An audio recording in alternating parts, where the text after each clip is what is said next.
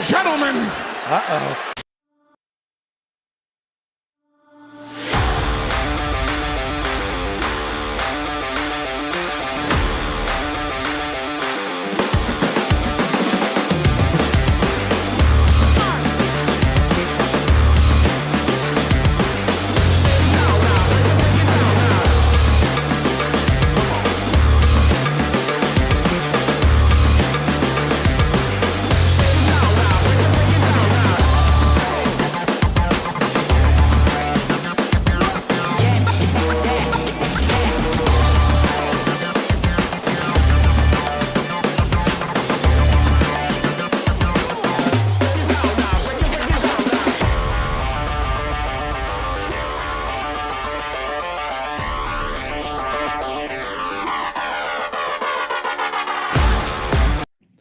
Well, good Friday morning, Bakersfield and surrounding communities, and everybody watching online on YouTube or streaming online at ESPNBakersfield.com.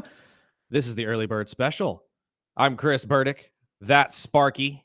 If you're watching our beautiful faces, it is Friday in what we're calling a financial Friday, since there's been quite a few contract signings in the last couple days. We got a lot to talk about. Sparky! Tell them what they got, dude. Happy Friday. We're going to talk everything from what? Ja just, I guess he's trying to play the villain, but he had a hell of a game last night. We'll get into that. And then, he does the gesture again. And we'll talk some NBA. The Lakers, Warriors squared off last night. We'll talk into the updated playoff brackets. Then we'll talk a little NFL with Trey Hendrickson. Not too happy with the Cincinnati Bengals. Don't blame him. And why? And we'll have our boy Bolt Brady from Bolt Brady and his bro from the Believe Network, a top 5% handicapper, will be here on EBS to help all of you degenerate gamblers make some money on the Final Four this weekend or whatever sporting or event you choose to bet on. This guy is a great handicapper when it comes to the NFL, NCAA, and basketball and football, the NBA, and golf. I'm hoping he could talk me over because I've got Houston winning it, and we'll everybody else in my bracket has Duke, so I'm hoping we can just roll some dice and maybe he can talk me over the ledge. And and from what I've seen, Sparky, I have a story here too that we can get into later, but the vast majority of the country is picking Duke, not only to win against Houston, but to take the whole dang thing. Yeah, I think it's either going to be I don't see Auburn. No, not if their guy's not 100%. And he got banged up in the last game against Michigan State. I'm drawing a blank on his name right now, and I apologize. He's the best player in the country, at least the best player in his conference. But without that player, they are not the same. Is that team. the 7'9" guy? Oh, I don't know if he's 7'9". That's that is. You want to talk about Andre the Giant? I heard Bolt's podcast yesterday when I was prepping for the show, and they were talking about a guy that was 7 inches taller than Shaq, and they were just going through how big you've got to be. Then we'll after we wrap up with Bolt and the finance part of Friday's show, we're going to talk about, are the Dodgers ruining baseball, or have they? I will leave my comments for that segment. Stephen A. Smith had a great point that we will play for you as well. Then we'll wrap up the show. It's all about money, baby. We'll wrap up the show talking wrestling because we can. Absolutely. It's Friday Night SmackDown. Why wouldn't we talk wrestling? We're what, 2 weeks away from WrestleMania. And I'm going to warn you guys right now. If you are a fan of this show, we talk wrestling quite a bit. And if you are not a fan of this show and you were just joining us, we appreciate you. We hope you stick around. We do talk wrestling. So you'll learn a thing or two. Trust me. Even if you haven't watched the show, you'll learn a thing or two. And just know we are local. You can call or text in anytime throughout the show at 661-842-2000. Yes. But we'll talk about the upside of Ja first. He picks up full court, trying to kill some clock. It's got the switch. Between the circles, 5 seconds. Guarded by Ware. It's a mismatch. Moran into the paint. Fade away for the win. It is good. Ja Morant danced on every corner of the rim and dropped through the net. And your final in Miami is the Grizzlies 110 and the Heat 108 from the right hand of Ja Morant. And he makes the gun gesture again. No, he didn't do it then. Oh, he didn't do it then. He didn't do it then because I actually got to watch that game. He actually did it earlier in the game. This guy, after making a 25-foot three-pointer, I believe it was in the first quarter. Morant ran back on the defense side and did his right arm gesture. And after the game, he was talking, and his exact quote, he said, I'm kind of just used to it. I'm well aware of the rules, and I'm pretty sure, or I'm pretty much a villain for the last 2 years. Every little thing, if somebody says something about me negative, it's going to be out there. So, yeah, I don't care anymore.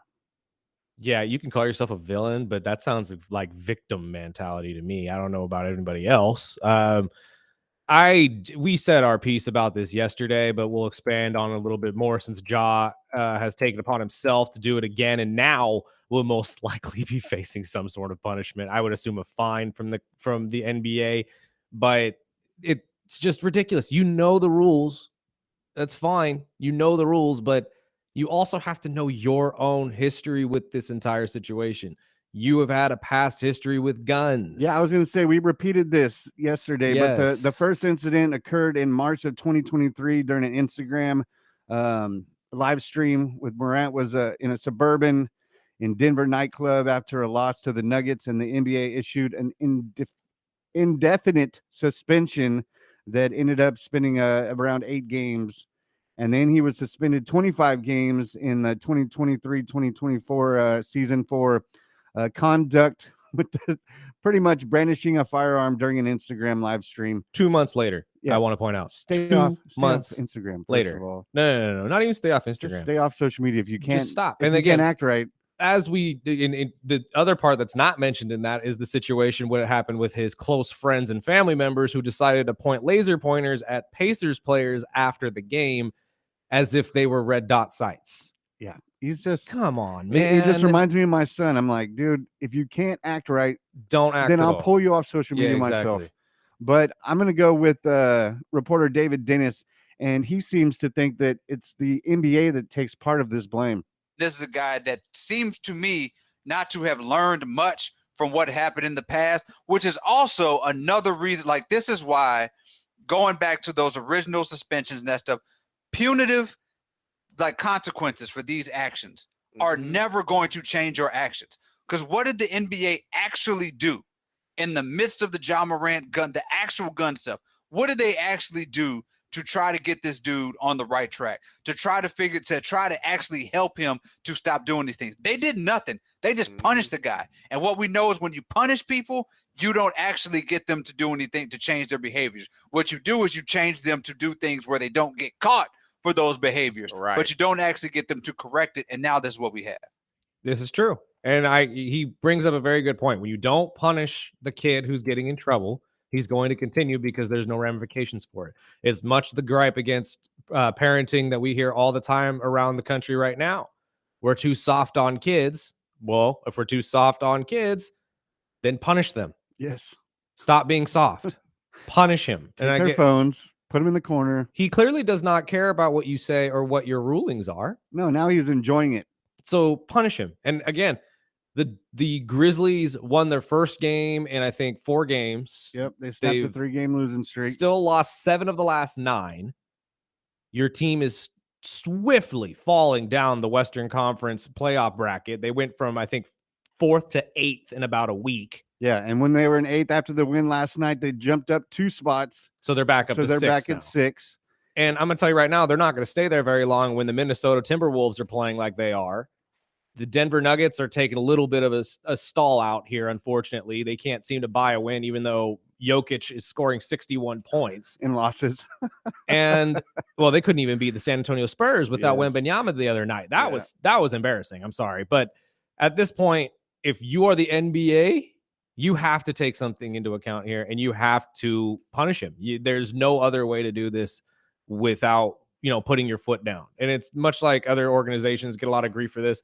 Baseball gets grief for doing this too much, especially for the steroid era and stuff like that, and slapping 80-game suspensions on people. Sorry, Jerkson.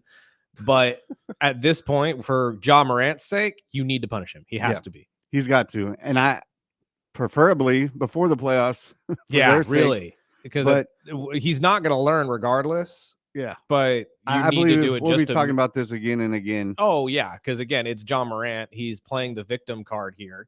And your past experiences, what you've done in the last couple of years. It's not like this was 4, 5, 6 years ago, like Ndamukong Suh, who constantly gets called a dirty player for something he did early in his career. Yeah.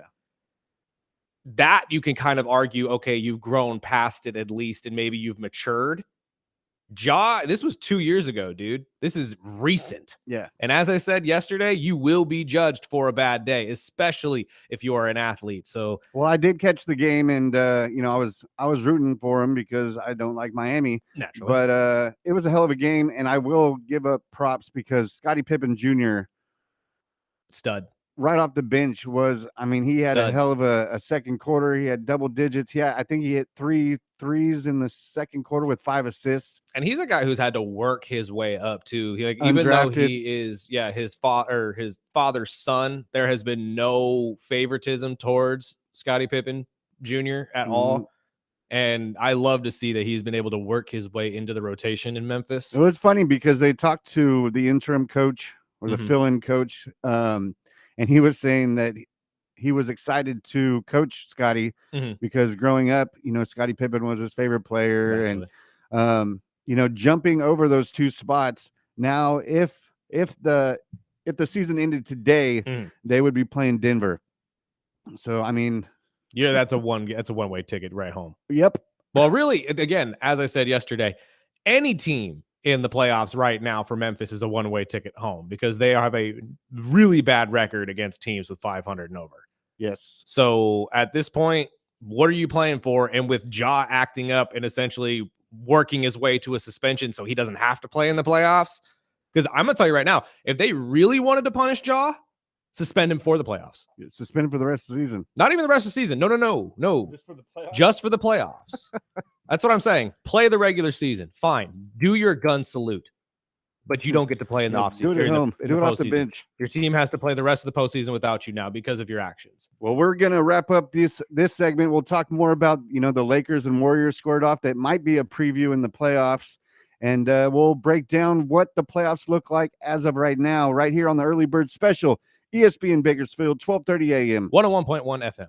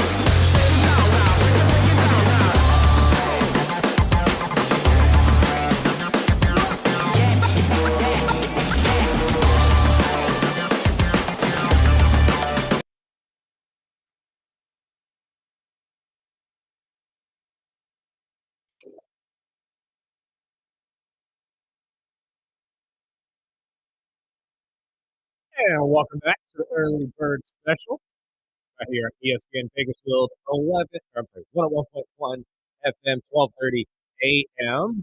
Also streaming live on ESPNBakersfield.com and on YouTube at the Early Bird Special. Just look at the little icon there of the bird with the worm, black and red. Can't miss it. Makes me hungry. A little bit. Yeah. But Sparky, Lakers, yeah. Warriors last night. This Which game could be a preview of what we're going to see in the first round of the playoffs. hopefully, it's because the rivalry between these two teams is starting to become legendary, or at least LeBron against Steph is going to become legendary here because it's a decade long. Steph wins again, obviously, for obvious reasons. The boy shoots the lights out. I'm sorry. That wasn't. It's hard to keep up with him. That game put me to sleep. I'll tell you. You really? Just as a fan, I wasn't impressed. Okay. And the Luka, you bring up the LeBron and Steph thing, and then with the trade deadline, last minute trades, it's kind of been the topic for many shows is the Luka and Butler. Yes. Which team got the better trade? And as of right now, it's Butler. But going back to the game, the Warriors pulled out the win, 123-116, and Luka looked like he was having an off game. He was, I believe, 0 for 6 at the 3-point line, and finished with 19 points, shooting 6 for 17. And they posted Draymond after the game and asked him, the Warriors, I believe, have only lost one game with Jimmy on the roster, Jimmy trade, and this is what Draymond had to say. I knew that this team was changing with getting him, and so it lifted the level. And Steph said he just want to play meaningful basketball, and they gave us our ownership group and our general manager gave us the opportunity to do that. You can't be one of the pillars of a franchise and they give you that opportunity at the points that we are in our career, and you don't give them everything that you have. And I think you can see that out of me. I think you can see that out of Steph. And in turn, if we do that, obviously we knew what Jimmy was bringing, but if we can do that, then everyone else has to. And we talked off the air, we weren't sure what we were going to get once Butler was traded to Golden State, if it was going to be, like you'd said off the air, the Draymond 2.0 with Butler. More. And I mean, I watched the first couple of games when he first got traded over, and they looked like they clicked perfectly. Now, Jimmy is a stud. Jimmy's better than Draymond, in my opinion, and arguably every state of the game. But Jimmy coming to this team, I didn't think was going to impact them this much. Just for people who haven't been following basketball, this team is undefeated with this new starting five that they're rolling right now, which is, I believe, Steph, Jimmy, Green, Kaminsky, and Kuminga. If it's the five, I believe it goes with the matchups, but they rotate them. I'm not sure if Kuminga's the fifth guy. I know Kaminsky's in the five. I'm not sure if Kuminga's the fifth guy, but 13-0 with this new starting five. As Sparky said, 19-1 since Jimmy came to the team. Jimmy, unfortunately, was injured last night. Hopefully it's not anything serious. We'll hear more about that today. I'm sure we'll get some sort of notification here before the show is over. But in my personal opinion, because they were debating this last night, and I'll go to the audio bite here in a second, but they were debating who is the bigger acquisition for their team, Luka or Jimmy Butler. Let's hear what NBA on ESPN had to say. Look at that record you just showed. Yeah. I mean, 18-2. How can you argue with that? And they're 12-0 with the current starting lineup that they're using with Moses Moody and Brandon Pajemski around their big three. And how can you ignore that? And I do not want to offend the Rockets fans out there because they have worked very hard. But honestly, the Warriors to me are the secret number 2 seed in the Western Conference. There's not that much difference between teams that are 2 through 7 or 8. I think they all believe they can beat each other. The way the Warriors are playing with this group, with that defense that can play fast and aggressive with Jimmy Butler, I think this is the second best team in the West right now. Okay, so it's Moody and Pajemski. I apologize. I messed up both of his name as well. But point still stands. Luka is a fantastic talent, and as they said later on in the bite, that was Brian Windhorst, by the way, ESPN NBA insider, who's a fantastic insider, knows everything of what he speaks. But, well, apparently except LeBron James from what we learned on Pat McAfee a week ago. But At this point, it is a bigger impact on the defensive side and offensively with Jimmy coming to the Golden State Warriors and has absolutely revitalized the team, who was desperately missing that Klay Thompson player. And I don't mean that in a sense of a shooter. I mean that in a sense of a star. Yeah, that missing piece, that puzzle piece. And, before we go down the NFL or NBA playoffs as we speak, overall, a question came up and I wanted to hear what you thought. But does LeBron or Steph need another title? Ooh. Who needs it more? Going through the stats, Steph's got 4 titles, 2 MVPs. LeBron's got 4 of each. Obviously, he's lost a lot more. But overall, no, this is a very part good of question. their careers. Who do you think needs, it more? God, it's Personally, hard. It's hard not to say LeBron just because of how much his legacy has been injured with the 6 losses in the finals, not to mention the 4 wins. But I think that no matter if LeBron won a 5th, he would still have that hate. Yeah. So I'm gonna have to do the opposite of what I said earlier. Really? I'm going with Steph. I think Steph would benefit more from one more championship because, as Shaquille O'Neal said a couple months ago, he still isn't put into the GOAT conversation, which is criminal. But if you won a 5th championship, that's him just shoving himself in the conversation. Of course. And he's easily on. He would easily be on the Mount Rushmore at that point. Oh, who else? Like, I'm just saying. I know we're going to talk a lot about Mount Rushmore today, but yes, but at the back, it's so difficult with the different years and different. Who would your Mount Rushmore of basketball be? See, I can't do that because Michael, I grew up in the Magic, 90s. LeBron. I'm sorry, Michael, Magic, Larry, LeBron. See, I think it's just wrong to do a Mount Rushmore because it's a different type of basketball. Overall, you can't make a Mount Rushmore without leaving, Kareem or. Yeah, no, I just thought about that in my head. Kareem over LeBron. I apologize. Kareem over LeBron. Then you're thinking, okay, well, where's Wilt? Wilt's not on the conversation. And where's Julius? There's always you gotta be tripping. You're not putting Dr. J in this conversation. Those guys were, if you're gonna call Steph the man of his playing years, then you can't just not bring up Wilt or Julius. See, I argue this, as I stated the other day when we were talking about Steph being in the GOAT conversation. People who have changed the game deserve to be in that conversation. Oh, and Julius and Wilt did. That's arguable, but yeah, no, you're fair. That's a fair statement, but not in the same way. I think if you're going to talk GOAT or you talk Mount Rushmore, you have to put it in timelines because it's just a whole different sport when they played it. So they were the GOATs of their generation. Time. No, absolutely. So ideally, I'm going to say my Mount Rushmore would have to be Jordan, would have to be Kobe, would have to be, I can't forget Shaq because I watched Shaq as a rookie and what he did to the sport. And then I have to, then I'm thinking, okay, well, I'm forgetting Larry. I'm forgetting Magic, one of my favorite players.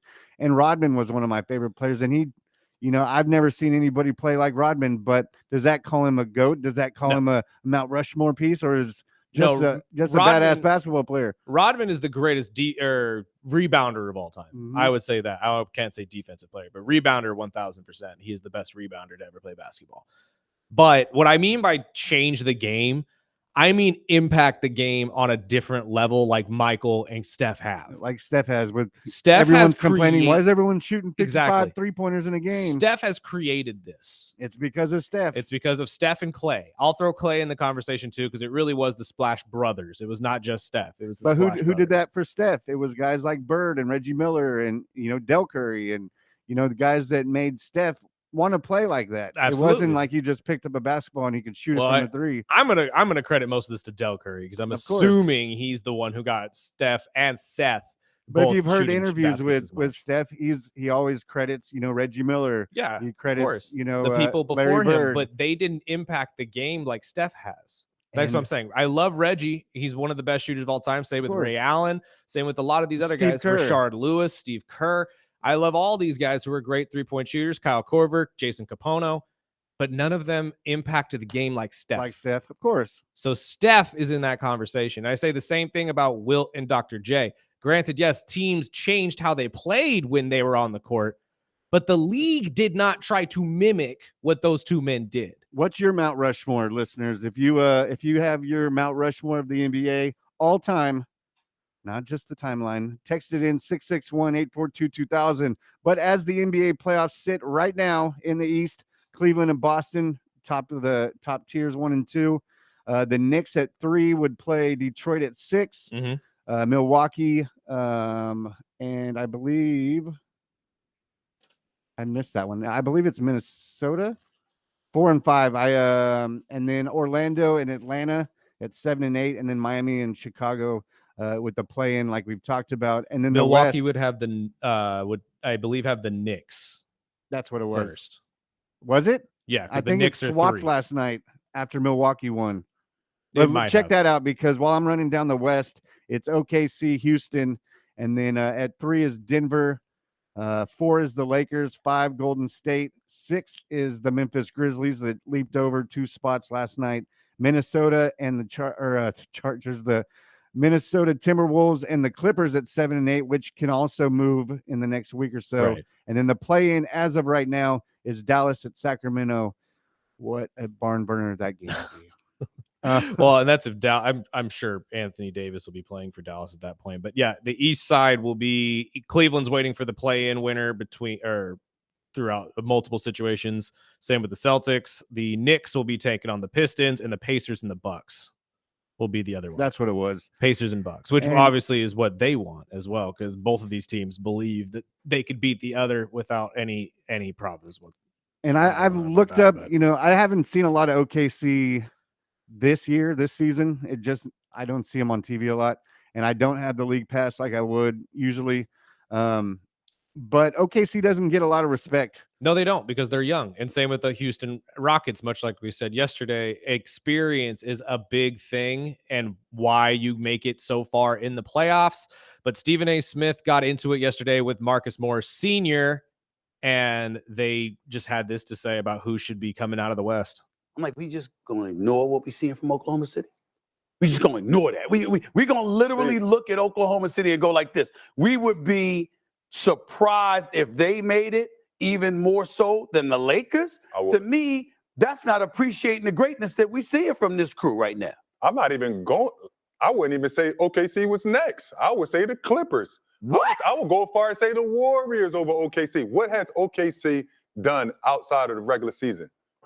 I get that part because they lost in the Western Conference semifinals last year, but that was last year. Yeah. What about what we see in this year? Top-rated defense, superstar in SGA. I do. You got some young I agree. thoroughbreds. Jalen Williams can ball as well. Got some size, picked up Hartenstein and Caruso in the offseason. Got Chet Holmgren back in the lineup. I'm like, what are they missing that would make you say not only the Lakers, but the Clippers?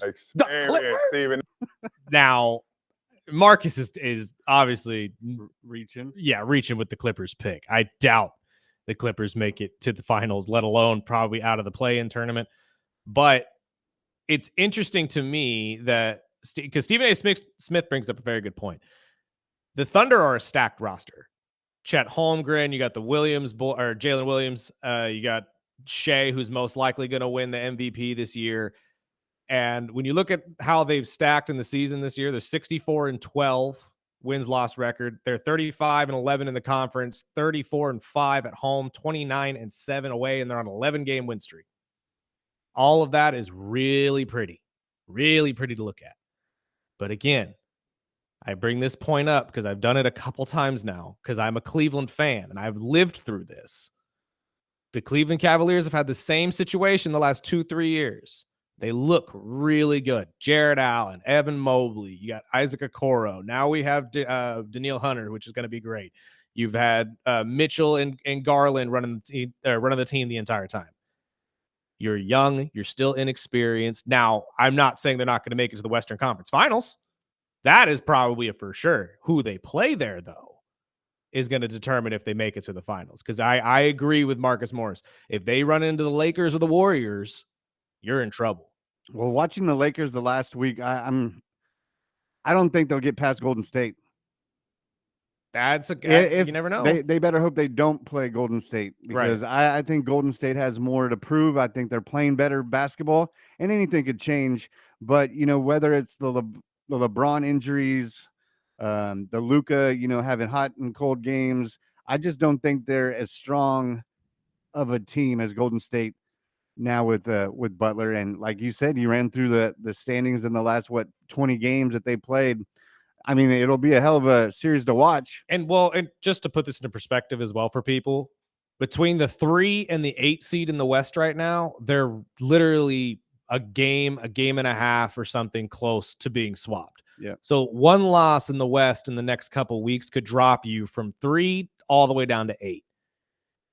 So we don't even know if we're going to see the Lakers and the Warriors. We have no idea how this is going to shape up. The only one that I'm pretty sure you're not going to see competing is the Grizzlies at 6. There's no way. I feel like they'll drop to the play-in tournament, and probably the Minnesota Timberwolves jump up out of the play-in tournament because they're just on a heater right now. I believe they're on 4-game win streak, but so are the Warriors. And that's what's crazy to me about all of this, is that the Warriors benefited more from grabbing Jimmy Butler, who offensively is not as equal as an acquisition as Luka at all. And remember, Luka led a Mavericks team last year who was way less talented than this Lakers team to the NBA Finals, where they lost, but he still did it. What can he do with LeBron? Which is a great point that Marcus Morris made yesterday. That's a good question. But the defensive side of the ball still isn't there, and you lost a defensive player of the year candidate in Anthony Davis, who used to save your butt inside during playoff games. And I regretted to not mention his game winner the other day. Yes, but I mean, again, we try to put in as much as we can into these 2-hour shows for you guys, but we run out of But time the NBA regular season ends next Sunday, so there's going to be a lot of NBA talk and a lot of swapping, and we'll be talking a lot more of this. But when we come back on this Finance Friday, why isn't Trey Hendrickson getting paid? After Geno Smith just got a ridiculous contract from the Raiders. We'll talk to Geno. Does that affect anything with Shedeur? The Raiders have been, one of the teams that everybody thinks that Shedeur's either going to go to there or the Giants or a few other teams. But we'll talk that and more right here on the Early Bird Special, ESPN Bakersfield, 12:30 a.m. 101.1 FM.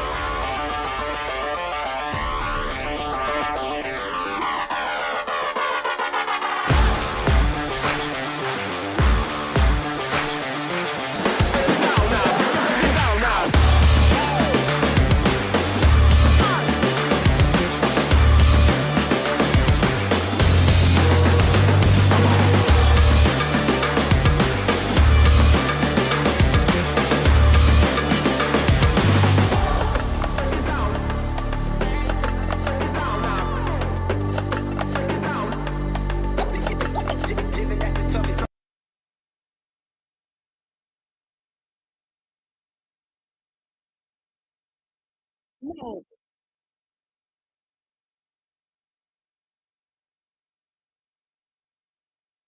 back to Early Bird Special. I'm Chris. That's Sparky. Mark, you're already talking about this a little bit before we went to break, but Cincinnati defensive end, or I guess former Cincinnati Bengal defensive end, from what it looks He's like is still going under forward. contract. Yeah, well, that's true. He still has to play out the rest of this one, but he wants an extension, has been trying to get it.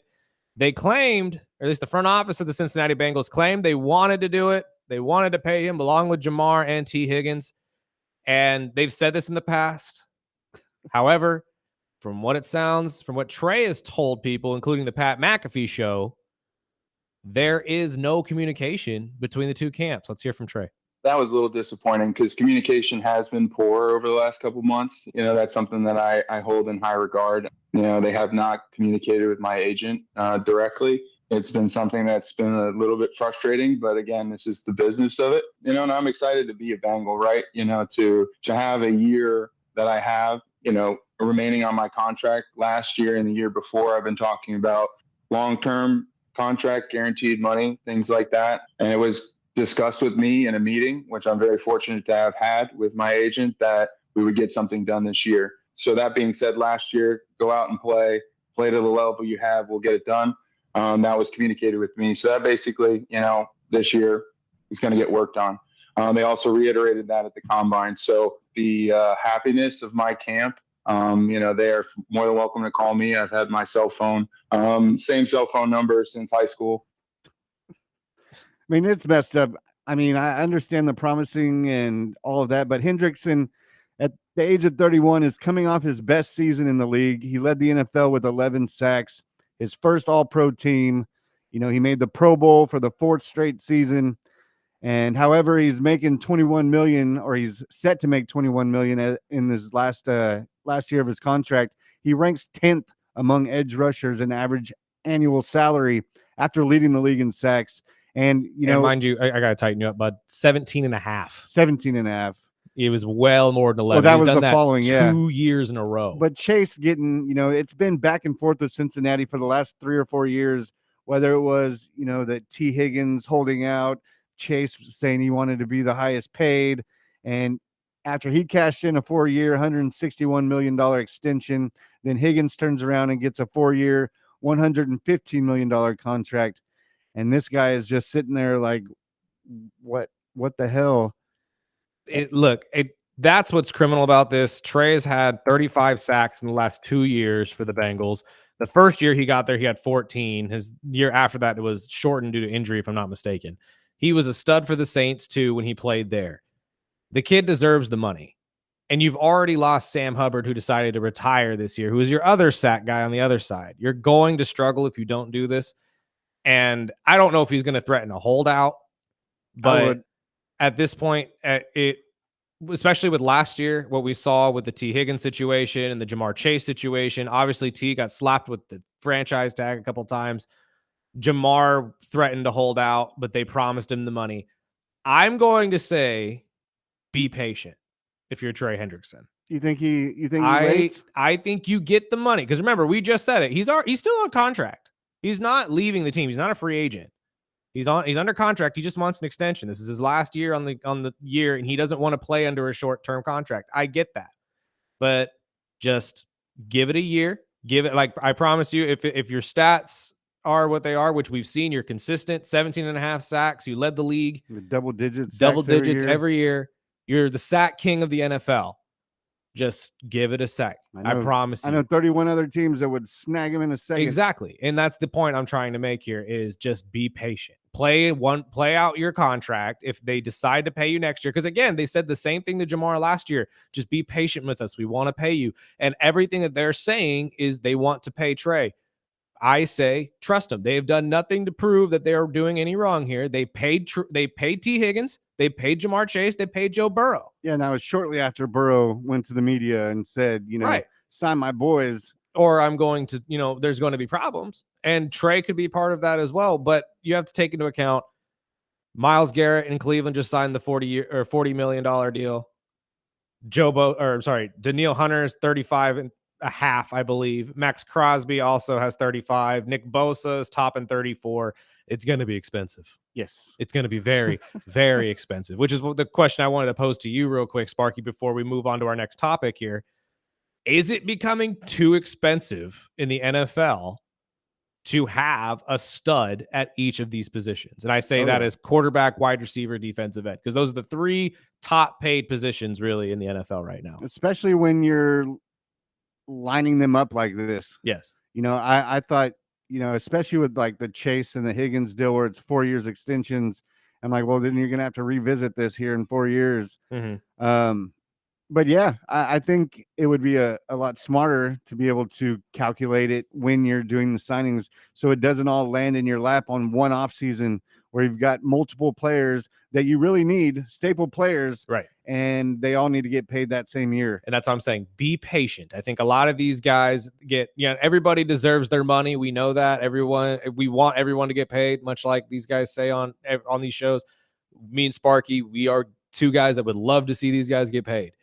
But just be patient. Not everybody can get paid at the exact same time. You have to, you know, pick your shots when they actually land. But that's what I love about the NFL is the salary cap. I mean, if it was baseball, I would just say, hey, you know, defer the money. But I mean, for everybody. We have another audio clip that brings up a very good point here, that maybe Cincinnati is just looking to build an offense rather than a defense. So let's hear what Fart and Bo said.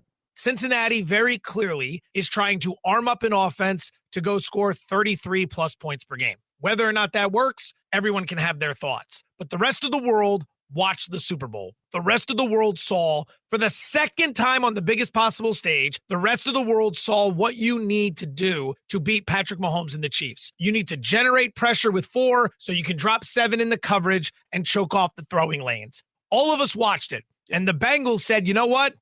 We're not buying. We don't think that's what it takes to get past Patrick Mahomes. We're going to try to win with a good old-fashioned shootout and one of the worst defenses in the NFL. Good luck to Cincinnati. You can criticize them all you want, but it's very clear what they do prioritize, and they don't prioritize high-level pass rush. And I'm going to promise you right now, you cannot beat Patrick Mahomes with just trying to beat him on offense. It's not going to work. Just by signing Higgins and Chase? It's not going to work. You need Trey Hendrickson on this defense.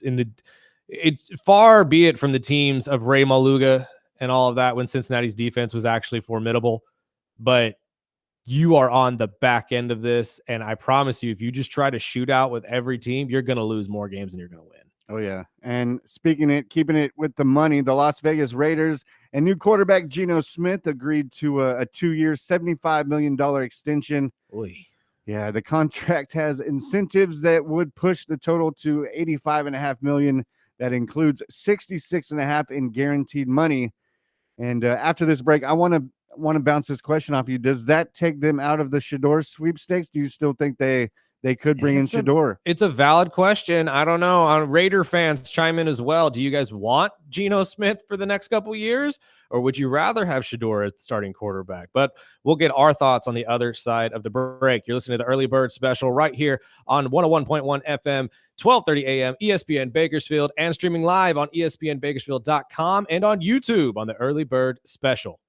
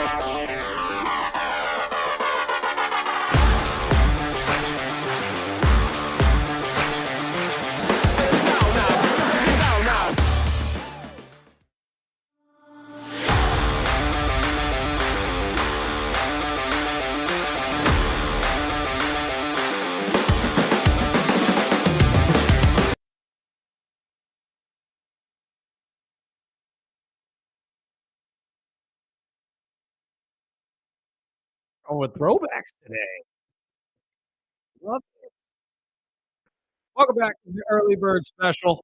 I'm Chris Burdick. That's Sparky.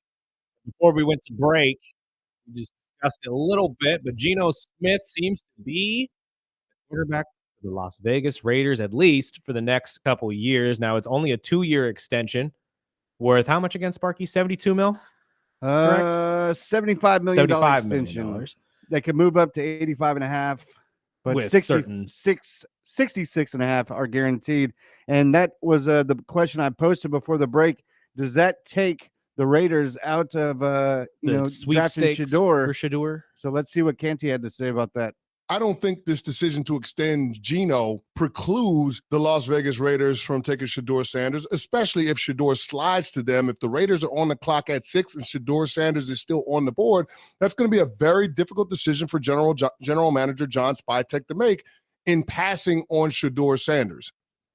It's very true. All I heard yesterday, because it was his pro day, I believe yesterday or the day before. I can't remember for sure.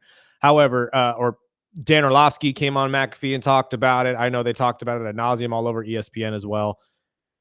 He is probably the best passer in terms of being able to put balls in certain areas in the draft, even better than Cam Ward. But Cam Ward is still the best overall player in the draft. However, I have to agree. I don't see the Raiders passing on Shedeur. Mark has made it very clear he adores the Sanders family. I mean, he has been essentially trying to recruit this kid for 2 years, because don't forget, he was pulling Shedeur and Dion to Raider games 2-3 years ago when they were at Colorado, and just trying to, put a little bit of swag on him, just for those years, I thought for sure that was going to be the next chapter at the and Raider Nation. Why everybody believed Dion is coming with him and all of that stuff too. And don't forget, Shiloh is probably a package deal in this at some point too. The brother that's a corner who's solid. I don't know if he's going to be a stud in the NFL, but I mean, I've been proven wrong before, obviously. I just don't think the Raiders pass on him. If he goes by, I know that there's another fact that came out yesterday, which was surprising. There's never been a number 2 trading to a number 1. No, there's been a 3-2, but there's never been a 2-1. So, and I know the Giants have been the rumor for Shedeur, but now with all the movement with the Giants, whether it's Russ right or Jameis. But don't forget as well, the closest time we almost had that was the Robert Griffin III and Andrew Luck draft, where the Redskins and the Colts almost traded because one wanted Luck more than the other. But luckily, we got Indianapolis with Andrew and Washington with RG3. Although what could have been had those two teams switched. Think about that. Maybe neither of them get into injury problems if one played for the other team. So, well, that opens up another question. So if the Raiders, decide, they want to get another defensive minded guy or pick an offensive lineman. I've also heard that if the boy out of Boise lands, Gentry, if he lands and is available, the Raiders will snag him. That's only because I believe it was the GM went on a show or a podcast last week and jokingly said his son would disown him if he didn't get his boy, which I see the point he's making. You need a running back player in this draft too. I can't. It is the same here. I think that he's going to be a fantastic pro, along with a lot of these running backs. I think this draft is a very, very heavy running back draft, but we can get into that in a second because Scatterborough from Arizona State is a stud. The running back Woody from USC is a stud.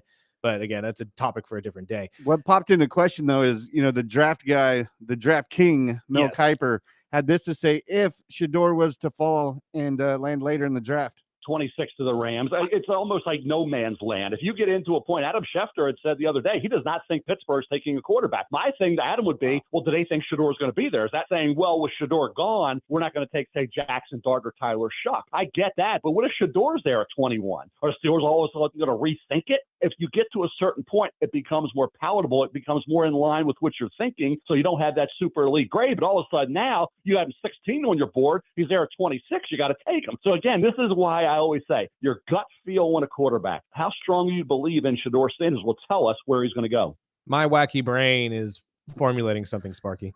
Uh-oh. So, because Mel brings up a very good point.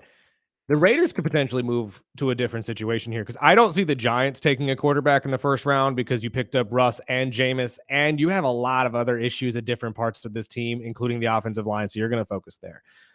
I think, and this is just me in my head, remember back years ago when Geno Smith was coming into the NFL? And Geno was the talk of the streets. Everybody knew he was going in the top 10. He was going to be the next quarterback for whoever needed a quarterback in the NFL. And then what happened, Sparky? Do you remember? The Jets? Yeah. In the second round. The Jets. He fell out of the first round, embarrassingly sitting there at the table at the NFL draft, wondering when his name was going to get picked. That's why I always feel bad for guys like now, that. Hear me out, though. What if we see, and I don't hope this happens, but what if Mel's right, but even the Steelers don't take him? Yeah, or the Rams, and he just falls to out. the second round to the Raiders again, where you get him at a cheaper price. Yeah, I think that's when the teams would start to trade up into the second round. And now Shedeur comes in with a huge chip on his shoulder, playing under the guy who had the exact same thing happen to him, and you can teach him how to be a consummate pro that way. And in a humbling way, but not that he needs humbling at all. But I've seen crazier stories happen on draft night. I don't expect the Raiders to let him fall after 6, but there's not a lot of teams that are actually looking for a quarterback in this draft because there's not a lot of great ones, if I'm being honest with you. And I know they've said next year's draft is going to be more quarterback heavy, but with all these crazy, Mr. Irrelevant is looking for a contract, and he's brought the Niners to 2 Super Bowls. This is true, and this is what they keep saying too. That's why these lower draft picks, your 5th, 7th rounders, like you saw yesterday with the Patriots and the Cowboys, have way more value than people like us ever think they do. So you get those core players, you get the best available. Yeah, and maybe Shedeur, that would be crazy, and Dion would go off. But we've got Bolt Brady on the other side of the break. So if you got any handicapping questions, now is the time to text them in. Listen out for the early bird special right here after the break.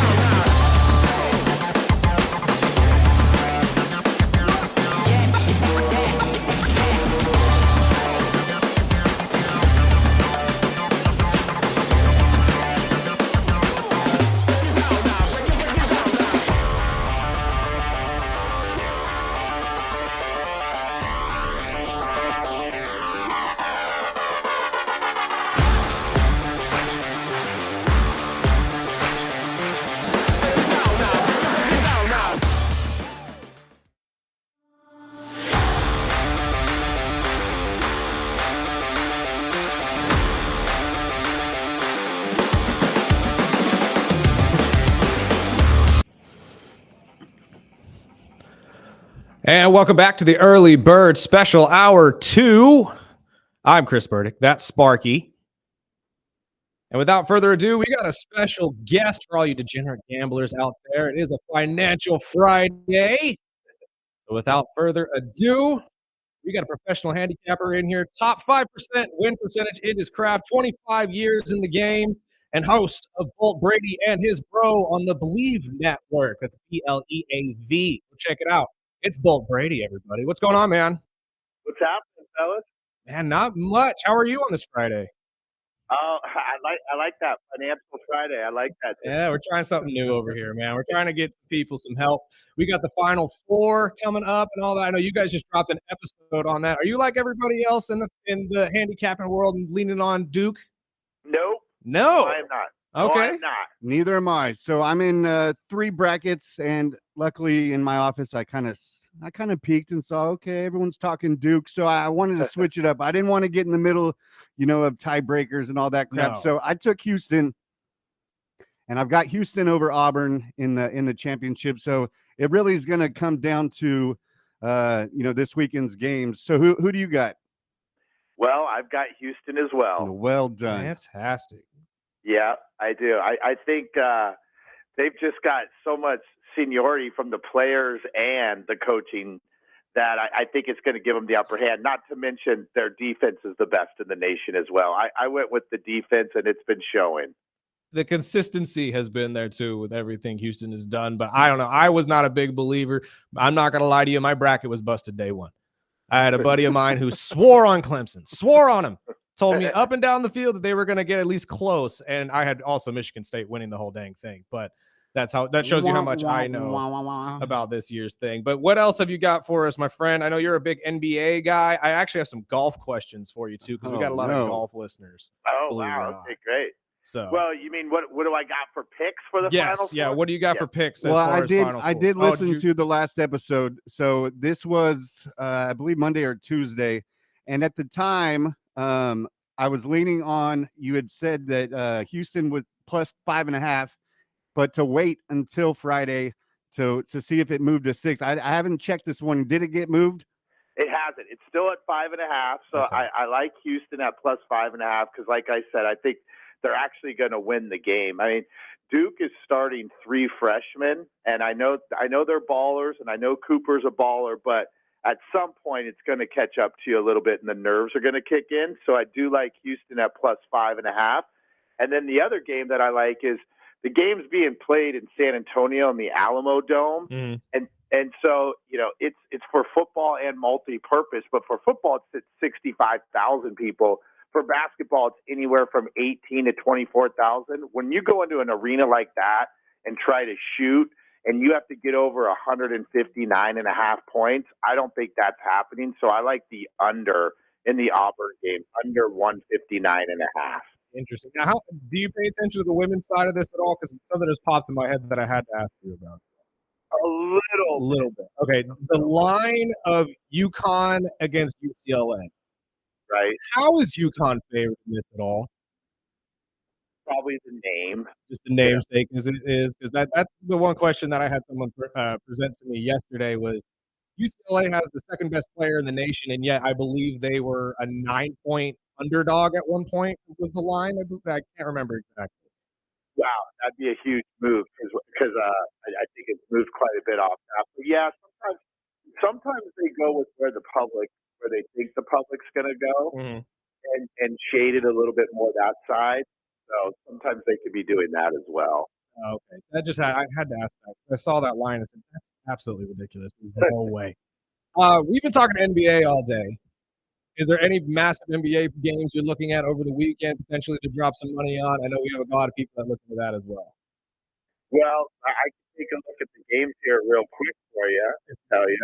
If you don't mind. I'll tell you what I do like is I'd start to look for the Warriors. The Warriors are making huge runs here ever since they got Butler in the lineup. They've been making kind of noise, and they've been flying under the radar a little bit, really, too. Have you noticed that? I have noticed. Actually, we just were talking about that, and Brian Windhorst bringing up the fact that he believes the second best team in the West right now, even though technically Houston is by record. but with the acquisition of Jimmy Butler and everything, it just looks to me like they are a pretty big favorite to at least make a run this offseason, or this postseason. I apologize. But Right. So you might want to sprinkle a little bit on those futures with them. But tonight, they're actually playing the Nuggets. And I follow both those teams very closely. And they have the over-under at 235.5. And I don't know why. They always put the over-unders on these two teams very high when they play each other. Mm-hmm. But, when two good teams go up against each other, a lot of times the defense comes out as well. And so I like the Warriors under 235.5 tonight. that's a big call, especially since the Warriors like to shoot the lights out all the time. But one quick question, too, because I saw that you're a big golf guy. And do you do the betting side of golf as well? I do. Okay, yes. so I have some questions for you because I've never actually gotten into that a little bit, but I do have people who do. What do you actually look for most when you're placing bets on that? Is it tells? Like, what is it that you like makes you tip off that this guy could do? So a couple different things there. What I like to look at is I like individual matchups, right? So, like to pick the winner of the tournament, that's pretty hard, right? It's difficult to say, hey, this guy's going to win a tournament out of 80 guys. So what I like to do is I like to look at the individual matchups, which they do. You can do an individual matchup for the tournament, or you can do it for that specific day. So what I like to look at is which guys are coming in a little bit hotter than other players. And then especially in that tournament, if you're watching it, you can kind of see which guy's got a groove going and if he's got his putter going. Because if you're not putting well, it's not going to happen for you. Right, that's a very good point. And then what are your thoughts? Because I'm sure you've seen this, but what are your thoughts on the whole live and PGA thing going on right now since the PGA denied their ability to move forward with what was happening, right? Right. Well, it looks like it's about to crash and burn. I think all these guys took off to get paid, and I think they're just waiting for their contracts to end for them to come back to the PGA. Which sucks because obviously there was a lot of opportunity for money at the Live Tour, but it just seems to me like with that, doesn't that mean the PGA is going to get back to being a lot more competitive? If all the guys come back, absolutely. I mean, right now, when you turn on a PGA event, I mean, you don't know who 80% of the guys are. It's super boring. A lot of the big names are over at the Live Tour. So, yeah, I just want them to figure it out so they can all play together again. Because without them all playing together, the big names aren't there, and it's just boring. Right. And what was going to be my next question, too, is are they going to allow the people who left for Live to come and play in the big tournaments again? Because wasn't that a big thing that they weren't allowing them to play in the Masters and stuff like that? Yeah, the problem was they weren't getting enough world points because you have to qualify via these points. And so the Live tournaments weren't counting.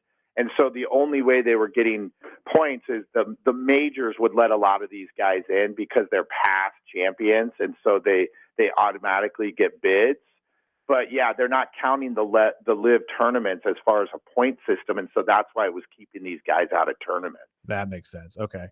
So we did get two messages sent in for you, Bolt. The first one said, I've used Bovada as a betting app, and I'm not a big fan of it. Does Bolt have any certain apps or that he uses that would be better than Bovada?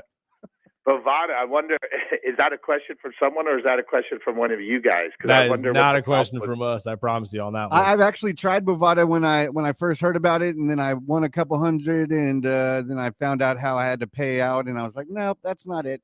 So it's from you then. But this one isn't from me. I learned my lesson with Bovada, but I'm not a big sports gambler. I wait until fantasy football, and then I kind of take everyone's money then.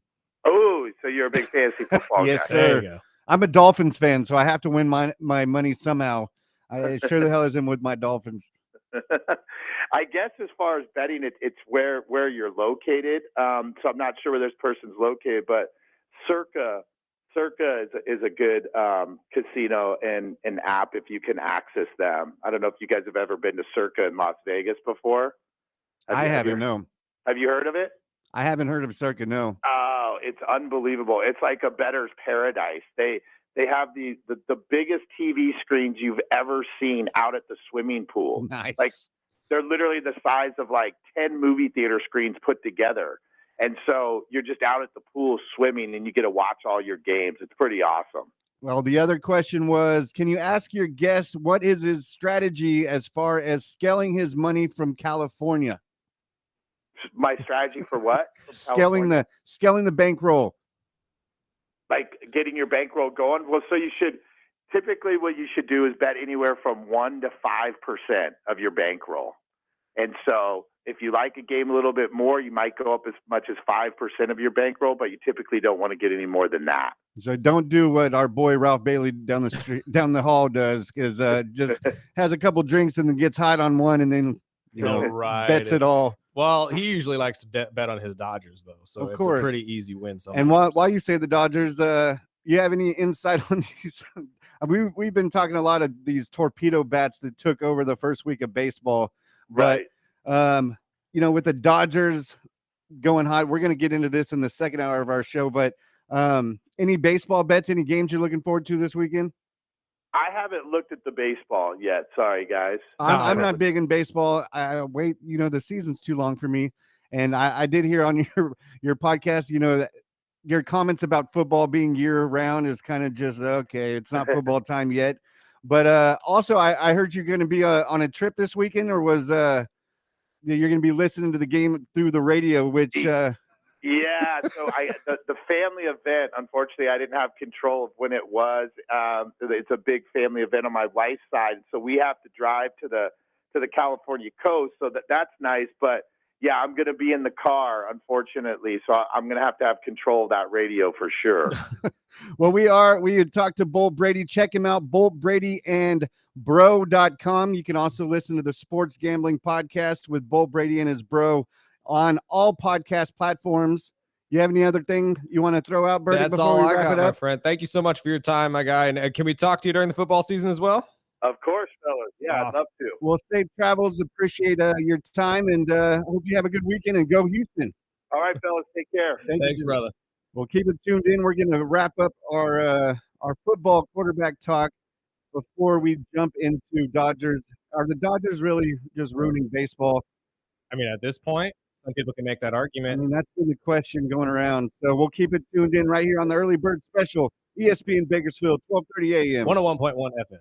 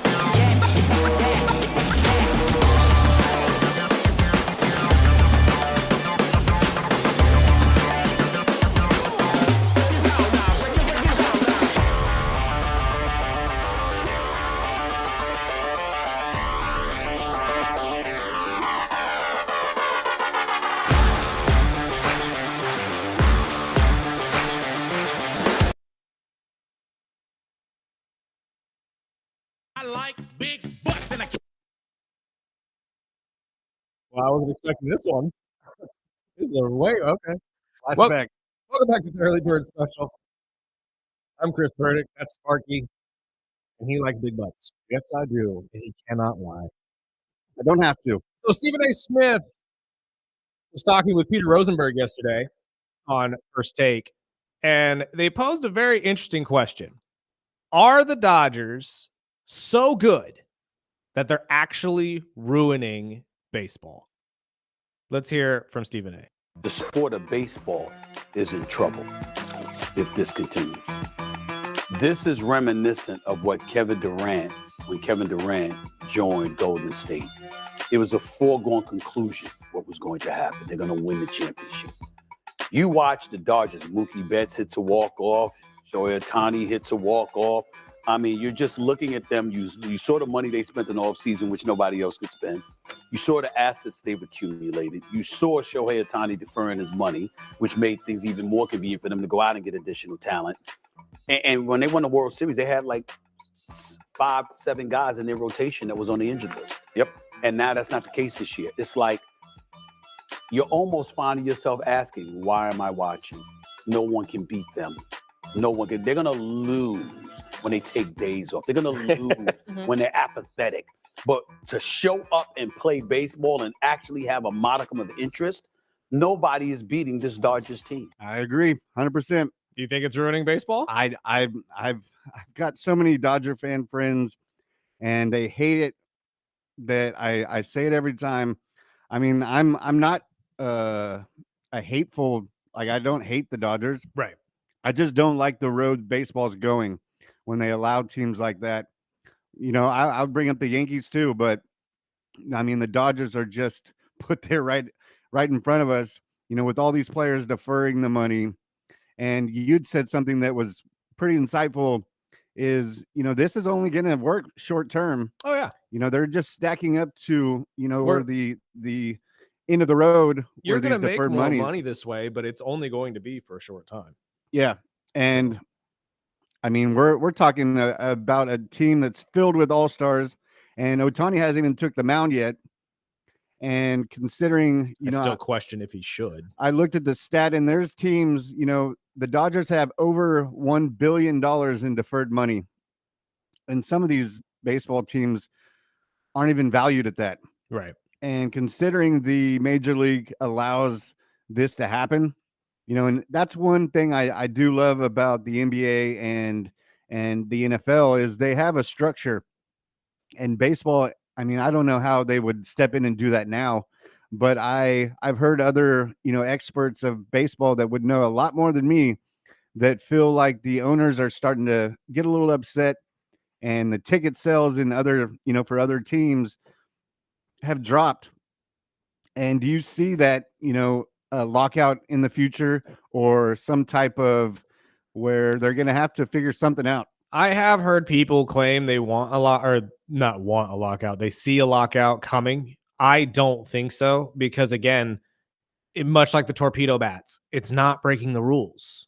There's no rules against it. The Mets did this forever ago with Bobby Bonilla. Just Dodgers did it with a better player. You know what I mean? Like, we all give I keep wanting to say the Knicks, the Mets grief about the Bobby Bonilla day and stuff. I am a perpetual person that does that every year. Yeah. I love giving the Mets crap over the Bobby Bonilla stuff.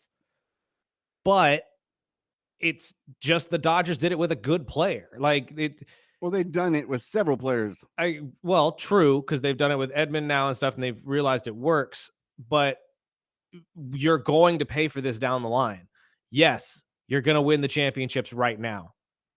But every baseball guy that I know that I've talked to about this have all said the same thing. Your team can do it too. Yeah. Your owner could do it too. If he doesn't have the money for it, then sorry, sucks. But he could.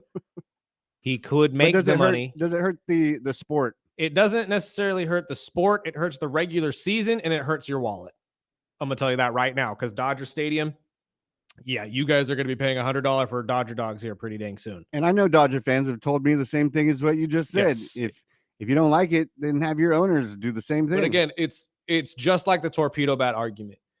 It's only a bad thing when your team isn't doing it. 100%. Just like the tush push. We hear coaches say, oh, the protection of the players, but you're doing it more than anybody. It's a, fair upon me, not onto ye kind of a thing. Well, And it brings up the same topic that we talked about earlier in the week is, how all 4 number ones are in the Final Right. Four is because, and the teams, I believe it was St. Mary or smaller teams that have the one stud, and immediately after they And- were knocked out, they're hitting the portal. Right. But again, I say this as well for the people who are freaking out over the NIL stuff, just like I say with Trey Hendrickson, be patient. This is a 1-year thing that we've seen. Now, if this becomes a constant, it's going to be a problem. Just like Stephen A. Smith said with his comparison of the Kevin Durant and all that stuff with the Suns. NBA. Or with the Warriors. With the and all that. Warriors, Yep. because I'm a Cavaliers fan. I'll be I the hated first that to say too. it. Everybody hated that because everybody knew for the fast, what is that, 5 to 7 years, it was LeBron and the Cavs out of the East and Kevin Durant and the Warriors out of the West. And that's all it was going to be. And I hated I'm it sorry, because Steph in the West. I hate it because shouldn't the say Kevin NBA Durant. stepped in when they wanted to.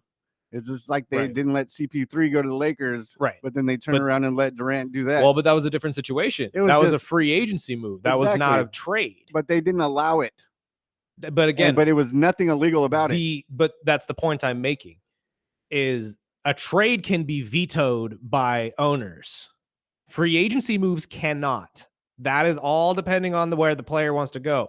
It's the same thing with Miami. When LeBron and Bosch went to Miami, you really think owners weren't going to stand up and say, whoa, whoa, whoa, whoa, Of no. course, yeah.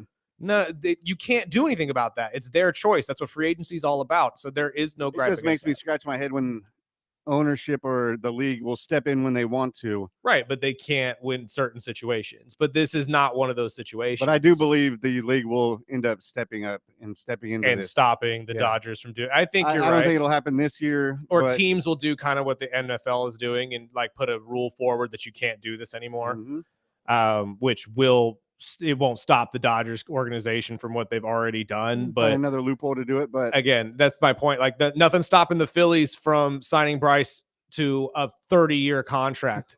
and deferring Nothing it stopped off. the Kansas City Chiefs from signing Patrick Mahomes to a lifetime contract. Same with the Packers with Brett Favre when they did it. It's just part of the deal. You got to take it the way you go. And arguably, I hate saying this because my team is one of the people that argues this, but they're not necessarily ruining baseball because they're just a giant. You can beat a giant in the playoffs. You can. You just have to beat them on any given day. It was the same thing all last season in the football. Right. We heard nothing about They're not about machines. This. It was about the refs and the Chiefs. And well, how did it end? Right. Trust me, the Padres, the Cardinals, the Phillies, they all look good. They all can compete. I'm not saying they're better than the Dodgers. No one's better than the Dodgers on paper. But let's also not forget the Dodgers have a history of injuries just like everybody else. They have a history of tiredness and fatigue just like everybody else. They're human just like everybody else. They're going to lose eventually.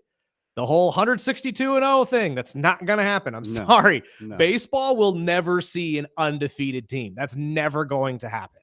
Now, 'Cause the season is- basketball and football, obviously football is the probably most likely to have it happen. Yeah. Basketball will be a long shot, although we're seeing this year with Cleveland and OKC that you could at least get to 65 and plus. Best team Cleveland's had since I think the 08 team, by the way. That's back when Boobie Gibson was on the team, for those of you who actually pay attention to basketball. And this is just another one of those instances. Now, does it, again, ruin the regular season of baseball?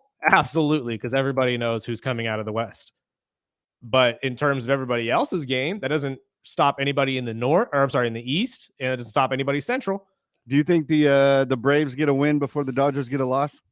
Oh, that's a good question. The way things look now, yes, because the Dodgers still look really, really good, and I don't see them getting a loss probably before game 12.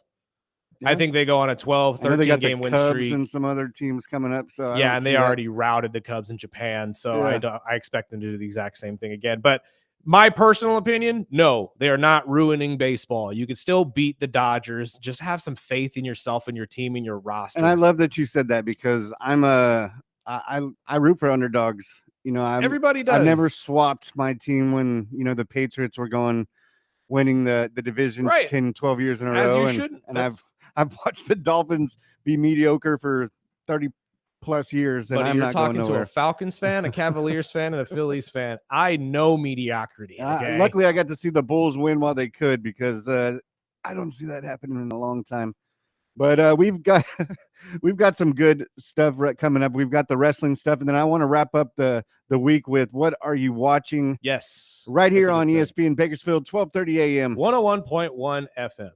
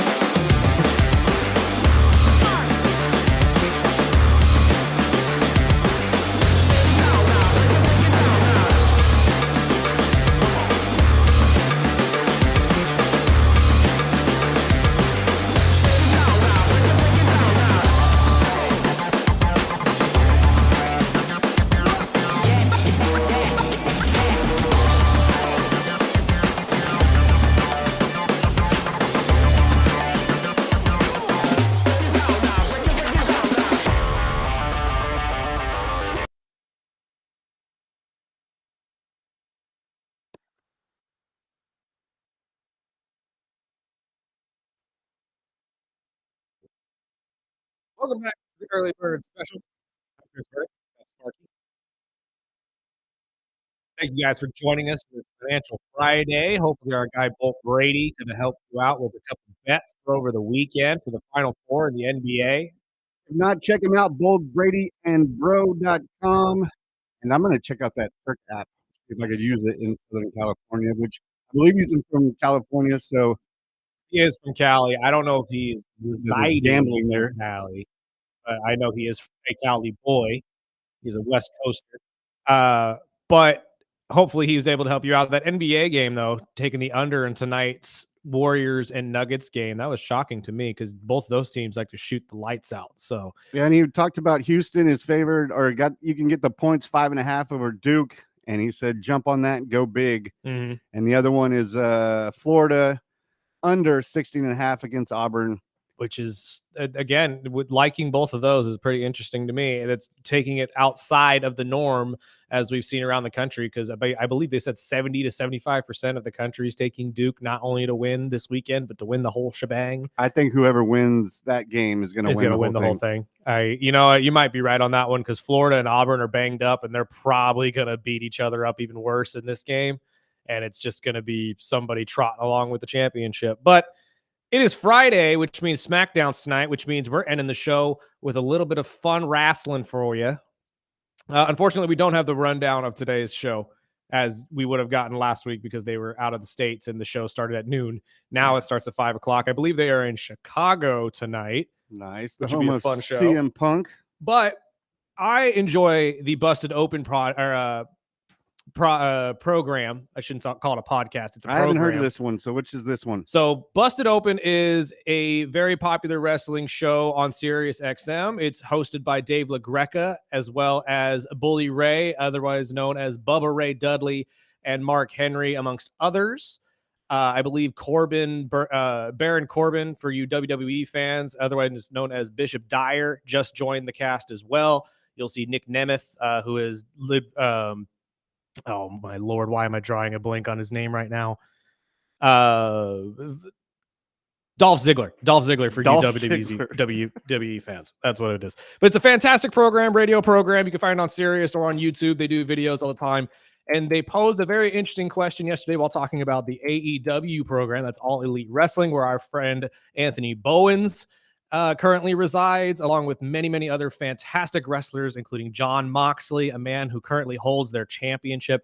And they brought up this really interesting point that I wanted to pose to you, Sparky, about allowing wrestlers who are married outside of the world of wrestling, so your Seth Rollins and Becky Lynch's and that type of stuff, to actually break the fourth wall of kayfabe and bring that into storylines as well. So let's hear from the Busted Open crew.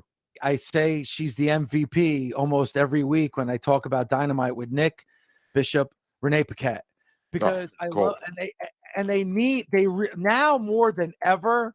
Renee needs to be a part of this story, because when she was interviewing Swerve in the back and Swerve is talking all this trash about Moxley, you see the look of disgust on Renee's face, because it's almost like, you're talking about my husband here. And I love the fact that later on, when Renee was trying to catch up with Swerve, like Swerve referenced Moxley to Renee as your husband. Let's go. Great job. God, we never do that enough. Like, people aren't dumb. They're not dumb.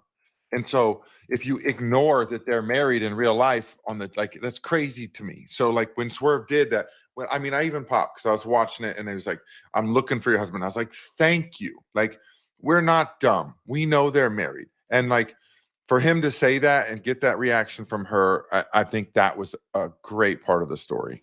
Now, the real name of Jon Moxley is Jonathan David Good. He's a fantastic wrestler. He used to be in the WWE under the name Dean Ambrose. And his wife, Renee Paquette, who they are referencing throughout this entire bite, is the essentially sideline reporter, I guess, for AEW is the best way to compare it for you sports fans out there who don't watch wrestling. They have people in the background who just interview the wrestlers and build up storylines and whatnot. And Jon Moxley, the guy, Jonathan David Good, is currently in a very heated story with a guy named Swerve Strickland, who's also a very famous wrestler. And it is a very interesting topic to me, because usually in the world of wrestling, you don't do that. You usually blur the line. Obviously, we know of the numerous relationships that have sprouted out of being in wrestling. You got your Michelle McCools and Undertakers, as we said earlier, Seth Rollins and Becky Lynch. I believe there's plenty to talk about. I mean, Charlotte Flair has just gone to the media yesterday and talked about her divorce from her husband, Andrade, who's also in the WWE. So this happens all the time. Which was hard to watch. Right. But my point being, you're all wrestlers, so we've seen it in the past, obviously, with the Hulk Hogan and Macho Man Randy Savage fighting over Miss Elizabeth, who was actually married to Macho Man Randy Savage at one point, and it did sprout a very real level of jealousy between Hulk and Macho Man, which led to the two of them no longer being friends and losing contact with each other forever. For years, yeah. And then the same thing with the Lex Luger post. Absolutely. And even for you younger fans, your Matt Hardy and Edge situation with Lita, where Edge and Lita actually cheated. Like they were, but Lita was with Matt Hardy and cheated on him with Edge in real life. And they used that in a storyline. So that poses the question that I pose to you, my friend.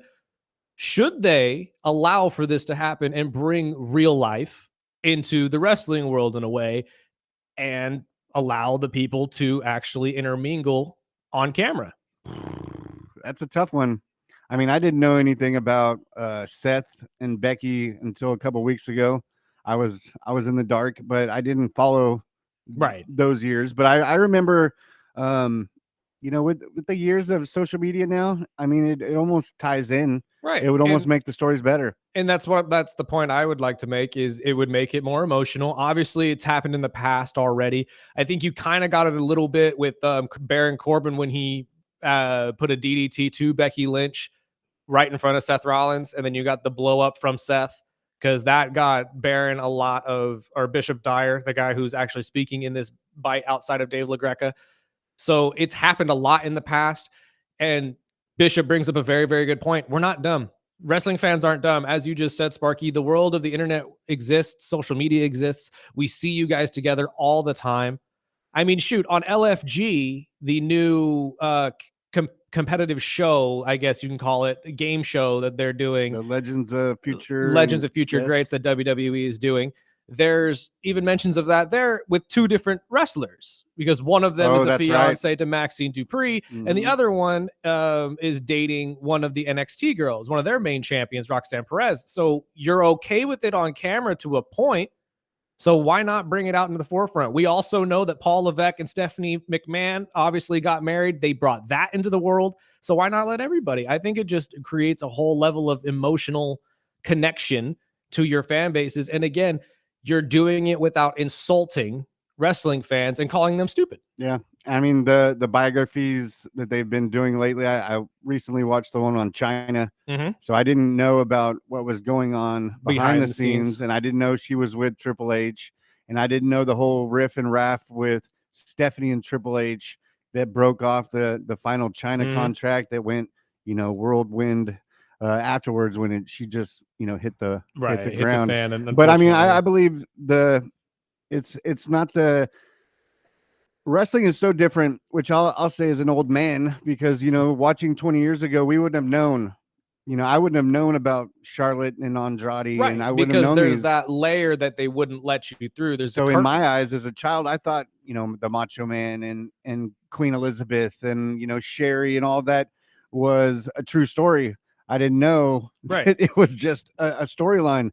But now that the world that we live in with social media and the TMZs, and I think it would only probably benefit the stories. Well, and again, I know former or old school wrestlers like Bully Ray hate that we get to see behind the curtain so much. I personally, as a fan, enjoy it because it allows me to connect with these guys more and learn their stories. We have all the documentaries out, the Dark Side of the Ring episodes. You got all of the numerous movies that WWE and AEW continuously put out about their guys all the time. And they're all interesting stories. Every single one of them has a story that is absolutely fascinating, just like every other athlete, or at least to me, because I'm just one of those guys that loves to hear these stories. I could sit here and talk to these guys for hours just to hear what they have to say. But that's kind of my point, is why not? there's a lot of people out there that are just like us in the wrestling world that are fans. I wonder what the actual wrestlers feel about this. I think some of them would be cool with it, some of them wouldn't. And obviously we would have to reach out and get some of them on, which we are. We have been reaching out to multiple. Hopefully we'll get somebody to come on, including possibly Anthony to come back on, because I know he's doing a lot of stuff right now online. He's not really being shown on television again. Which And plus, Tony we'll have Khan, somebody what the hell? before the SmackDown event here in town. Yes, but hopefully. I mean, just going back to that, I mean, I watched maybe 5 minutes of the clip that TMZ had yesterday with the Charlotte Flair, going through not only the injury that she was rehabbing, but, wrestling and being married to another wrestler. And then the whole, going downhill with not only the divorce and trying to get back into her sport. It was tough to watch. And I'll again, tell you that. That's the other side of it. Just like you potentially listening to this right now, working with your significant other, it doesn't work out all the time. And when it doesn't work out, it gets ugly. And that's the problem of it. And being wrestlers on two different shows, yes, these guys are on separate rosters, but a lot of them travel to two separate locations. So they don't get to see each other all the time. That's why a lot of the time you would have to have them together and actually working together. But I think it would benefit the entire situation and actually just create another layer of connection between the fan bases to get them involved more and get them invested. You have plenty of these people. You're carrying crosses and Scarlets who are actually married in real life. And she's essentially, yes, absolutely. See, I'm learning things every week. It happens all over the time. Montez Ford and Bianca Belair are married. They had an entire show about that. I didn't know about the Usos. Yeah, Usos or Naomi and Jimmy Uso. That's another one. Again, they're all over the place. Why not? They even had a whole tournament about it a couple years ago of husband and wives going against other husband and wives. So let's just make it a thing. Bring them in. Like, take away the curtain. Not altogether. There's stuff that some of us still don't need to see. Trust me. There's stuff that people don't need to know about. They'll speculate about it forever. But this, especially if it has to do with social media, let it go. Let it in. Let's get these moving more that way, because I genuinely believe it benefits, especially if you're an AEW fan and you're hoping for better stories, because that's really where they're lacking, is how their stories are written. But, my friend, before we get to our final segment and get to our break, there was another thing that they talked about on Busted Open this week that I want to present to you and all of our listeners as well.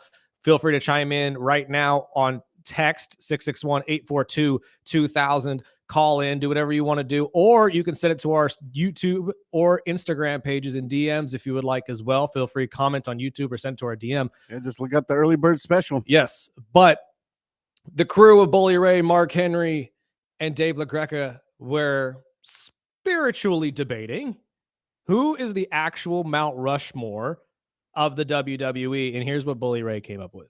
When it comes to the ability to draw for a length of time and the amount of money generated because of any one talent, personality, or a man, nobody is bigger than Hulk, Steve, Cena, and Roman. And I'm putting Roman on the list now because of the original point made that he's been around for 10 years and he's been at 10 WrestleManias. Now, he brings up a very good point. For those of you who don't know, Roman Reigns, the cousin of The Rock, who is now the face of the WWE, has been the main event of WrestleMania for the last decade. Literally, the last 10 WrestleManias you can go back and watch on Peacock. Each and every one of them, the main event, one of the nights, has had Roman Reigns in it. So, or both nights, technically, if you want to talk about last year. So the question I present to you, my friend, obviously we heard the four that Bully Ray came up with, and I believe Dave LaGreca signed off on, although he wanted to put Bruno Sammartino in there as well. And Mark Henry was very, very adamant about putting Andre the Giant in on this. Well, that was his boy. Absolutely. What is your Mount Rushmore, my friend? So I went back and forth a few different times. Obviously, my number one would be The Undertaker. Naturally. I have to have Andre the Giant on it. I went back and forth on this one because I also wanted to know, it really depends on when you lived and what you or watched and saw. He was just Andre died the year I was born, so I didn't actually get to see Andre. He was a wrestler of all wrestlers, so he had to be number 2 on my list. Stone Cold has to be number 3, and I went back and forth with the last one, but I'm gonna have to go. It was tough because Macho Man was up there with me, and I mean, you have a Ultimate Warrior tattoo on your arm. I like Ultimate Warrior, but when you're thinking of, my Mount Rushmore, maybe if as a fan, my fan Mount Rushmore, but overall as a wrestler, I would have to go with the Heartbreak Kid, Shawn Michaels. He almost made my list. I was very much on that board or on that train as well. Just starting him watching when he was with the Rockers and then seeing the evolution of HBK and what he became. Right. And I almost put Triple H on there too, but those were the 4 I had to go with. See, mine, at least from what I grew up with, Stone Cold is number 1. And that's because I was a bigger Rock fan when I was a kid than I was a Stone Cold fan. But when I got older and realized actually who impacted wrestling as a whole more, it was Stone Cold Steve Austin without a question. Undertaker is also on my list. He was the sheriff. He was the mainstay my entire life. I know more friends that know the Undertaker than they know of anything else. My third is going to be John Cena. He is my GOAT. I grew up during the entire Cena era. So, I mean, you Ric Flair fans out there and Hulk Hogan fans, I'm sorry, Cena's better. And I have to put Roman Reigns as my number 4 with a caveat. I'm putting Roman and Paul Heyman. What? Paul Heyman made Roman Reigns who he is today. And Paul Heyman deserves to be on the Mount Rushmore by himself, in my opinion, because just of how the talent and stuff. I know that's a whole different story, though. Yeah, I know. That's what I'm saying. That's a whole different thing. That's why I'm like, if we're going to put a manager up there, it's Paul. But no, that is my 4. Paul Heyman, not Paul Bear, baby. No. Stone Cold, Undertaker, Roman Reigns, and Cena is mine. Well, we agreed on 2 of them. Yes. Do we have a caller? The other one, he just called and said Hulk Hogan, Andre the Giant, Macho Man, and Jake the Snake. Ooh, Jake the Snake is a good one. You have to throw Jake the Snake in there as well. But again, I didn't get to grow up to see all of that. I've seen video, which is fantastic. Jake the Snake was awesome, but I wouldn't put him in the Mount Rushmore. I mean, if you're going back, then you have to bring up like the Harley Races, the Ric Flairs, the classics. Well, but see, this is what we're talking about. We're talking about the WWE. We're not talking about wrestling as a whole. Because again, Ric Flair, as popular as he is in the WWE, was a WCW guy. He was not a WWE guy. Yep. He was for a short time until he moved over and won the Royal Rumble. Exactly. And that was like the Mr. Perfect years. His entire championship reigns, where the majority of his came from, was WCW. And as you mentioned, Harley Race and all those guys too, they weren't really WWE guys. They were NWA and everything else. So it really just depends on the parameters in which you put it in. But everybody's got their own Mount Rushmore. And continue to send them in. We'll go over this as long as it goes. Absolutely. And maybe we'll share them as well on our social media. If you guys want, we can actually put it out to the world and see what the differences we have of who you guys believe is the Mount Rushmore of the WWE. But we got to take a quick break, obviously, because we got to pay some bills. We'll wrap up the week with our first debut week of the Early Bird Special. And then, you know what I want to end with every week is, what are you watching? There's so many different apps and streaming apps. What are you watching? Maybe you could push me into finding something else to watch. That was what I was going to ask you, because I was like, I don't know if we were going to do this today, but I wrote it down just in case. Right on. The Early Bird Special on ESPN Bakersfield, 12:30 a.m. 101.1 FM.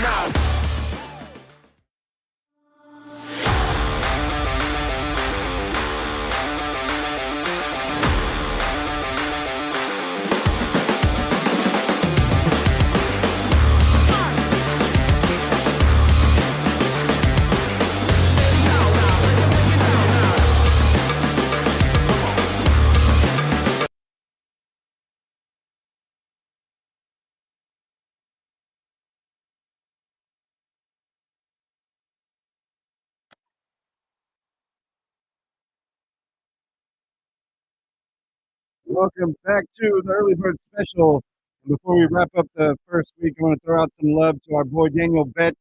Tonight is the final show of the Well Comedy Club as it sits on White Lane, so go check it out. $5 funnies. Go to thewellcomedyclub.com to get your tickets. And a big shout out to Bolt Brady from Bolt Brady and his bro. You can check out his website, boltbradyandbro.com. Plus, you can look up sports gambling with Bolt Brady and his bro on all podcast platforms. And to wrap up the week, Burdick, what are you watching? What am I watching? Well, obviously, as a wrestling fan, as some of you like to put it, I will be watching AEW Dynasty on Sunday. They have a big PLE coming up this weekend where you'll see the culmination of Jon Moxley and Swerve Strickland. Tony Storm will be going as well, amongst others. Chris Jericho is a part of this organization. If you're an old school wrestling fan, you're looking to watch a little bit of that. Edge as well is actually over at AEW. So there's a lot to love. There's a lot to enjoy, and it's going to be a lot of fun. However, in between that, obviously you got a lot of sports going on Saturday, but I wanted to shout this out because I needed to dive into this. I will be, unfortunately, watching the Celtic City docu-series, I guess is the best way to put it, on HBO, which is the Celtics version of, I don't know, would you call this The Last Dance for them? I guess Probably, in a way. Like, I guess the Last Dance happened for the Bulls. The Lakers got theirs with winning time and all that stuff. So this is the Celtics look behind the scenes to their team with Jalen and with Jason Tatum and all of the past experiences that Celtics teams have had. So I kind of want to dive into this and learn a little bit more about the Boston Celtics. And the Boston? I mean, I'm not a Celtics fan per se, but I love ball. So I love to learn anything I can. So what about you, my friend? Well, I am trying to catch up on Invincible. I was late to the party. I believe I'm on the last episode of season 2, so I'm going to try to catch up with that. Obviously, the Righteous Gemstones are back with the final season over on HBO Max. Is this going to be the final season? It is. Is it really? It is. Oh, man. And movie-wise, I'm a big Guillermo del Toro fan, and I found a movie on Netflix called Sicario. Okay, yeah, that's a good one. I've not seen that in quite some time. I've watched, I guess it was 4 or 5 years ago, but I watched the first one the other night with my wife and found out there was a sequel. So I enjoyed the first one. Oh, you know what? No, there was. It came out a couple years later. So I'm going to try to catch that tomorrow. But like I said, catch the Well Comedy Club's final show tonight. We'll be there. And we appreciate, checking us out the first week of the Early Bird Special. We'll be back next week as well, 7 to 9 a.m. right here on 101.1 FM, 12:30 a.m. ESPN Bakersfield, streaming live on ESPNBakersfield.com. And you can watch our video stream on YouTube at the Early Bird Special. Go subscribe right now. We'll catch you guys next week. Have a good weekend. Sparky, we're out of here. Peace.